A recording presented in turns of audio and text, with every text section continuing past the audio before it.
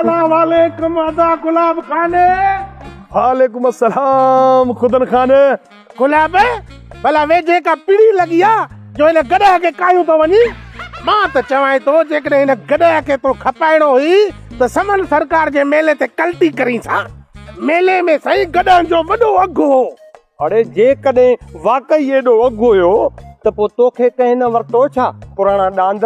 अरे बाबा सही चिड़ न तोखे ख़बर ना है एक एक गड़ो 10 लख पियो करे तो जो त केर 500 भी कोन दींदो। बस अदा खुदन छॾियो अजाई बहस के असां भी त आहियूं बाबा वांदा वेठा से घर में शहजादे के चम थल त गोठ जो चक्कर हणो। भलो कई पर यार ने चरे सा त न गुम मानू समझदा पीड़ी ते कायूं तो वने। चाचा तू पंहिंजा शापर ॾिठा ने जणो थरी डांद जा सिंग निकता पिया नी। जे कॾहिं वरी शापर हेठि कर त जणो गुंज में।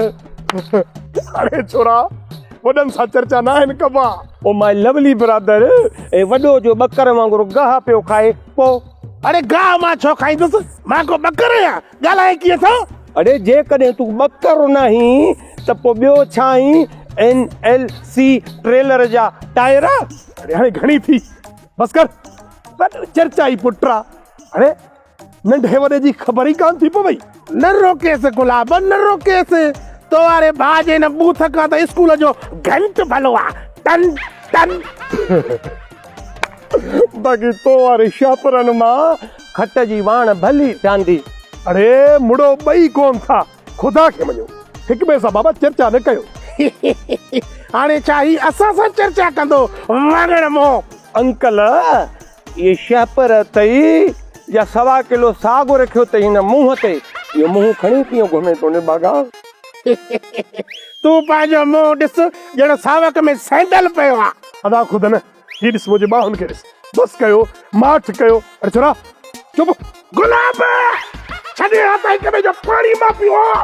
अरे खैरा नेक्स्ट टाइम। अरे हाणे ठहियो तू घर हल त मां तोखे ॾिसां थो। हार करे छॾियो थी सॼो हल अॻियो थी हल मां चवां थो अॻियो थी। काॾे वेंदे कुहं त तू काॾे वेंदे पादा।